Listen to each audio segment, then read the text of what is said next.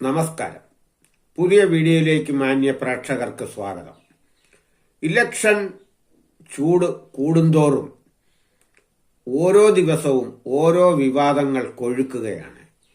ഇപ്പോൾ കൊഴുത്തുകൊണ്ടിരിക്കുന്ന വിഷയം ഡീൽ ആണ്. ഡീൽ എന്ന് പറഞ്ഞാൽ ഒരു മണ്ഡലത്തിൽ സ്ഥാനാർത്ഥികൾ അല്ലെങ്കിൽ അവരുടെ നേതാക്കൾ തമ്മിൽ ഒരു ധാരണയിലെത്തിയിട്ട് ഇവിടെ നിങ്ങൾ ജയിച്ചുകൊള്ളൂ, ഇന്ന സ്ഥലത്ത് ഞങ്ങളെ ജയിപ്പിക്കണം എന്ന് പറയുന്ന ബിസിനസ്സിനെയാണ് ഇവർ ഡീൽ എന്ന് പറയുന്നത്. ഇപ്പോൾ BJPയും CPMും തമ്മിൽ ഡീലുണ്ടെന്ന് കോൺഗ്രസും, അതല്ല കോൺഗ്രസും BJPയും തമ്മിലാണ് ഡീലെന്ന് CPMും, കോൺഗ്രസും CPMും തമ്മിലാണ് ഡീലെന്ന് BJPയും ആരോപിക്കുന്നു. യഥാർത്ഥത്തിൽ ഇത് വോട്ടേഴ്സിനെ കൺഫ്യൂഷൻ ആക്കുവാനാണ്. എല്ലാവരും ഇങ്ങനെ ഡീൽ ആരോപിച്ചുകൊണ്ടിരിക്കുമ്പോൾ എന്താണ് വാസ്തവമെന്ന് ആർക്കെങ്കിലും അറിയാൻ പറ്റുമോ?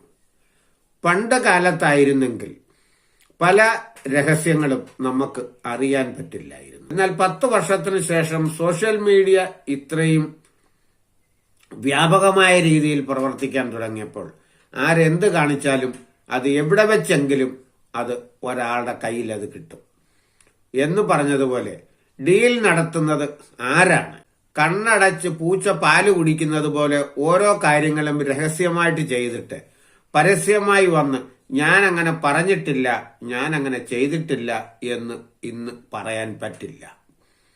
ഞാനിവിടെ ചില വീഡിയോകൾ നിങ്ങളെ കാണിക്കുകയാണ്. ഒരു പരിപാടിയിലും അത്തരം പരിപാടികളിൽ ഞാൻ പങ്കെടുത്തിട്ടേ ഇല്ല, ഞാൻ പങ്കെടുക്കുകയില്ല. ഞാൻ ഈ പറയുന്ന ഒരു പരിപാടിയിൽ ഞാൻ ഗോൾവാൾക്കറിന്റെ ഒരു പരിപാടിയിൽ ഞാൻ പങ്കെടുത്തില്ല. 2013 ഭാരതീയ വിചാര കേന്ദ്രം സംഘടിപ്പിച്ച പരിപാടിയിൽ സതീശൻ പങ്കെടുത്തതിന്റെ ചിത്രങ്ങൾ RSS പുറത്തുവിട്ടു. തിരഞ്ഞെടുപ്പ് വിജയിക്കാൻ RSSന്റെ സഹായം സതീശൻ തേടിയിട്ടുണ്ടെന്ന് സംഘ് പരിവാർ നേതാവ് RV ബാബു ഫേസ്ബുക്കിൽ കുറിച്ചു. 2001ലും 2006ലും തെരഞ്ഞെടുപ്പിൽ ജയിക്കാൻ വേണ്ടി RSS നേതാവിനെ പോയി കണ്ടു, അദ്ദേഹത്തിന്റെ വീട്ടിൽ പോയി കണ്ടു. ഇനി അതൊന്നുകൂടി ഞാൻ പറയാം, അദ്ദേഹത്തിന്റെ വീട്ടിൽ പോയി കണ്ടു. ഞാൻ അദ്ദേഹത്തെ ഈ വിഷയത്തിലേക്ക് വലിച്ചഴക്കാത്തത് അദ്ദേഹം അത് ആഗ്രഹിക്കുന്നില്ല എന്നുള്ളതുകൊണ്ടാണ്. എനിക്കറിയാം ആരെ പോയി കണ്ടെന്നുള്ളത്. RSSന്റെ സർസംഘചാലകായിരുന്ന പരംപൂജിയ ഗുരുജി ഗോൾവാൾക്കറുടെ ഫോട്ടോവിന് മുന്നിൽ നിലവിളക്ക് കൊളുത്തിക്കൊണ്ടാണ് അദ്ദേഹം ചടങ്ങിൽ പങ്കെടുത്തത്. അപ്പൊ അദ്ദേഹമാണ് പറയേണ്ടത് എന്തായിരുന്നു അന്നത്തെ വികാരം, ഇന്നെന്താണ് അദ്ദേഹത്തിന് സംഭവിച്ചത്. അതുകൊണ്ട് RSSന്റെ സഹായം പറവൂര് മത്സരിച്ചപ്പോൾ അദ്ദേഹം തേടിയിട്ടുണ്ടോ?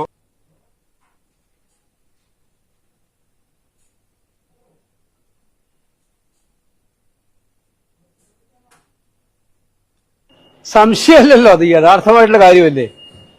അത്ഭുതം തോന്നി. ഈ സാഹചര്യത്തിൽ പാലക്കാട് അങ്ങനെ ഒരു സ്ഥാനാർത്ഥി വരാൻ എന്താണ് കാരണം എന്ന് ഞങ്ങളും വളരെ കൂലങ്കുഷമായി ചിന്തിക്കുകയുണ്ടായ. തീർച്ചയായിട്ടും ആ സ്ഥാനാർത്ഥിയുടെ പിന്നിൽ ഒരു ഹിഡൻ അജണ്ടയുണ്ട്. ആ അജണ്ട BJPയുമായിട്ടുള്ള രഹസ്യധാരണയുടെ ഭാഗമായിട്ടുള്ള അജണ്ട തന്നെയാണ്. അത് വരും ദിവസങ്ങളിൽ കൂടുതൽ വ്യക്തമാകും. അവിടെ മാത്രമല്ല, വേറെ 1-2 സീറ്റുകളിലുണ്ട്. വീഡിയോ കണ്ടുവല്ലോ. ചില കാര്യങ്ങൾ രഹസ്യമായി ചെയ്തിട്ട് ഞാൻ അങ്ങനെ ചെയ്തിട്ടില്ല എന്ന് വന്ന് പരസ്യമായി പറയുന്നത് അതിൽ പരം ഒരു അവഹേളനം ഉണ്ടോ? എന്തിനാണ് ഇങ്ങനെ രഹസ്യമായി ഓരോ കാര്യങ്ങൾ ചെയ്തിട്ട് പരസ്യമായി വന്ന് ജനങ്ങളെ തെറ്റിദ്ധരിപ്പിക്കുന്നത്? മറ്റൊരു വീഡിയോയുമായി വീണ്ടും വരുന്നതുവരെ നമസ്കാരം.